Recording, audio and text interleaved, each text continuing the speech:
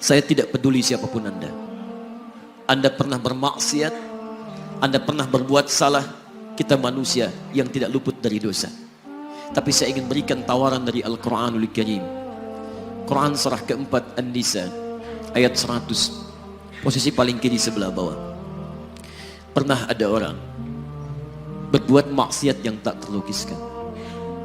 Ada seorang yang pernah bunuh orang. Bunuhnya bukan 1, 2, 100 orang. Tak terlukiskan bilangannya.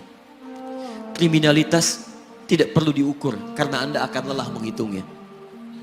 Ketika Allah berkenan memberikan hidayah kepadanya, Masya Allah. Dan hidayah selalu terbuka pada siapapun sepanjang ia mau mengambilnya sebelum nyawa sampai di kerongkongannya. Tiba-tiba datang ia pada seorang alim dan berkata, saya ingin berubah. Alim ini kemudian menyampaikan pada orang dimaksud, Anda bukan berarti tidak bisa menjadi orang baik. Hanya Anda tinggal di lingkungan yang tidak mendukung Anda jadi baik. Keluarlah dulu dari tempat itu. Pergilah ke majlis ilmu si fulan, tempatnya ada di sana. Datang ke sana, belajarlah, dan Allah akan bimbing Anda berubah dari keburukan menjadi orang yang terbaik. Didengarlah nasihat alim ini. Berangkatlah orang dimaksud, menempuh perjalanannya. Tiba-tiba Masya Allah, belum sampai ke tujuan, di pertengahan jalan, konon disebutkan lebih sejengkal, tiba-tiba maut datang menjemputnya. Thumma yudrikul maut. Apa yang terjadi? Langkahnya dihitung sebagai ibadah. Dalam terapnya dia beristighfar, tobat kepada Allah subhanahu wa ta'ala. Taubat yang menghadirkan cinta Allah subhanahu wa ta'ala. Quran surah kedua ayat 222 di ujung ayatnya. Innallaha yuhibbut tawwabin. Allah mencintai orang-orang taubat. Dan cinta Allah menghadirkan ampunan bagi seluruh dosanya. Quran surah ketiga Ali Imran ayat 31, paling kiri sebelah atas. Qul in kuntum tuhibbunallaha fattabi'uni yuhibbukumullah. Allah cintai orang yang mau taat pada Rasulnya. Lihat, ketika Allah mencintai seorang hamba, wa yaghfir lakum dzunubakum, Allah ampuni seluruh dosa-dosanya. Derap langkahnya menghadirkan istighfar, taubatnya menghadirkan cinta Allah menghadirkan seluruh ampunan bagi dosa-dosa yang ia miliki. Maka apa yang terjadi? Di tengah perjalanan maut menjemputnya, thumma yudrikhul maut faqad waqa'a ajruhu 'ala Allah. Dan pahala diberikan kepada orang tadi.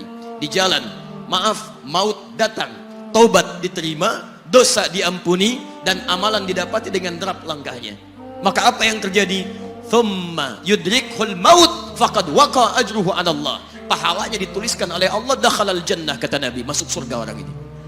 Anda bisa bayangkan, pernah bunuh orang 100 orang, mabuk tak terlukiskan, kriminalitas tak perlu dihitung. Ketika dia mau bertobat, datang ke majlis ilmu, Masya Allah, meninggal di tengah jalan, kata Nabi, dakhalal jannah. Bertobat diampuni dosanya, derap langkahnya ada pahalanya, dakhalal jannah. Turun ayat untuk melukiskan tawaran yang sama kepada kita. Wa may yuhajir fi sabilillahi yajid fil ardi muraghaman katsiran was'a. Siapapun yang mau berubah kembali pada ketentuan jalan Allah, kalau dia masih punya batas-batas kehidupan, kami akan berikan kelapangan di sisa hidupnya dan kelimpahan-limpahan kenikmatan selama dia hidup. Wa may yakhruj min baitihi muhajiran ila Allahi wa rasulih. Namun bila ada di antara mereka baru ingin berhijrah, ingin berubah jadi lebih baik dalam pandangan Allah dan Rasulnya, tiba-tiba thumma yudrikul maut, baru keluar dari tempat dia tinggal, belum sampai ke tempat dia belajar, datang maut menjemputnya. Faqad waqa'a ajruhu 'ala Allah. Kami terima semua amalnya, kami ampuni dosa-dosanya, dan kami tuliskan namanya di dalam surga. Bila 100 orang saja yang pernah dibunuh oleh orang ini, pernah bunuh 100 orang, mabuk tak terlukiskan, kriminalitas tak terhitung, mau berangkat ke majlis ilmu, tak sampai ke majlisnya, meninggal dia, bisa masuk surga. Masa Anda yang tidak pernah bunuh orang? Ada yang pernah bunuh orang di sini? Boleh angkat tangan? Ada polisi di sini, langsung saya sampaikan insyaallah. Anda gak pernah bunuh orang, Anda tidak pernah mabuk, Anda tidak pernah berbuat kriminalitas seperti orang dulu. Salah, wajar, tapi pintu tobat terbuka untuk kita semua. Masya Allah, bedanya dengan orang tadi belum sampai ke majlis ilmu, Anda sudah hadir di dalamnya, langsung di rumah Allah, diberikan tempat yang terbaik, dan kita akan belajar. Kalau dengan semua ini belum mempermudah Anda ke surga, dengan cara apa lagi Allah mesti mengantarkan Anda ke surga? Kalau dengan duduknya Anda di sini belum mau juga bertobat, dengan cara apa lagi Allah harus membimbing Anda bertobat? Kalau dengan seperti ini belum juga Anda taat kepada Rasul, dengan cara apa lagi Allah mesti meyakinkan Anda untuk taat kepada Rasulullah SAW?